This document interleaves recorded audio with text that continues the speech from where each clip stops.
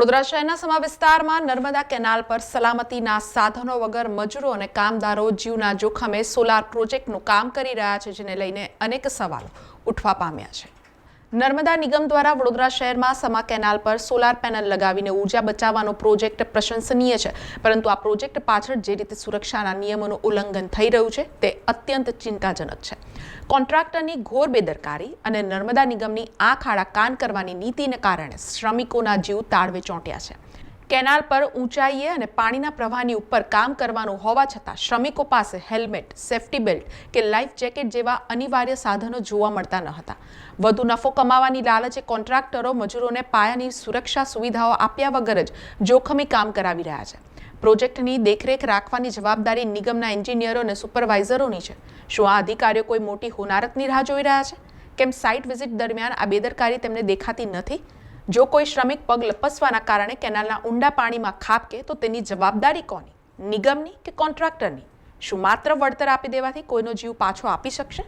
આજે જ્યારે સોનલ પેનલ બદલવાની જે કામગીરી થઈ રહી છે ખૂબ સારી બાબત છે, પરંતુ ખાસ કરીને પોતે જ્યારે કોન્ટ્રાક્ટર હોય છે, સુપરવાઇઝર હોય છે, આમની પણ નિષ્કાળજી જોવા મળી રહી છે। કારણ કે જે કર્મચારીઓ છે, કર્મચારીઓ પાસે સેફટીના સાધનો મતલબ કે હેલ્મેટ નથી, હેન્ડ ગ્લોવ્સ નથી, સાથે સાથે સેફટી બૂટ પણ નથી, સેફટી બેલ્ટ પણ નથી। એટલે કહેવાનો મતલબ કે મજૂરો જ્યારે કામ કરતા હોય ત્યારે સુપરવાઇઝર અને કોન્ટ્રાક્ટરની પોતાની એક જવાબદારીમાં આવે છે। આ જો નર્મદા કેનાલની અંદર કદાચ કોઈ પડવાથી મૃત્યુ થયું હોત, ફરીથી પાછું જે કહેવાય છે કે જે કોન્ટ્રાક્ટર છે એના ઉપર જ્યારે આવી થવું પડે, એટલે ક્યાંક ને ક્યાંક લાગી રહ્યું છે કે જે કોન્ટ્રાક્ટરો છે આ કોન્ટ્રાક્ટરો પોતાની મનમાની કરી રહ્યા છે અને ક્યાંક ને ક્યાંક કોન્ટ્રાક્ટરો હાલમાં પણ જે દાદાગીરી કરી રહ્યા છે આ દાદાગીરી બિલકુલ સહન કરી લેવામાં નહીં આવે। ખાસ કરીને નર્મદા કે નિગમના જે પણ ઉચ્ચ કક્ષાના અધિકારીઓ તેને સ્થળ તપાસ કરી અને આવા કોન્ટ્રાક્ટરોને તાત્કાલિક ધોરણે બ્લેકલિસ્ટ કરવા જોઈએ અને તાત્કાલિક ધોરણે એમને નોટિસ પાઠવવી જોઈએ। કારણ કે જો કદાચ કોઈ જાનહાનિ થાય અથવા તો કોઈનું મૃત્યુ થાય તો જેના ઘરમાં દીવો ઓલવાય એને અંધારાનો અહેસાસ થતો હોય છે। એટલે ખાસ કરીને જે કર્મચારીઓ હાલમાં જે કામગીરી કરી રહ્યા છે આ લાપરવાહી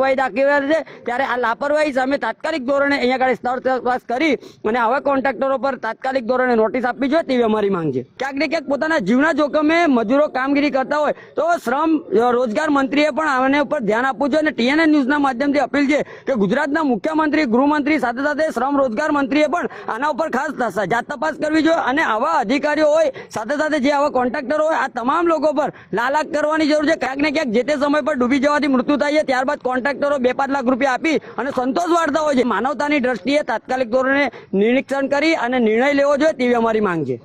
વિકાસ જરૂરી છે, પણ તે કોઈના લોહીના ભોગે ન હોવો જોઈએ। નર્મદા નિગમે તાત્કાલિક અસરથી આ કામ અટકાવીને પહેલા સુરક્ષાના તમામ માપદંડો પૂર્ણ કરાવવા જોઈએ। શું તંત્ર આ બાબતે કડક પગલાં લેશે કે પછી હંમેશની જેમ કાગળ પર ઘોડા દોડાવીને સંતોષ માનશે? તે પણ એક યક્ષ પ્રશ્ન છે।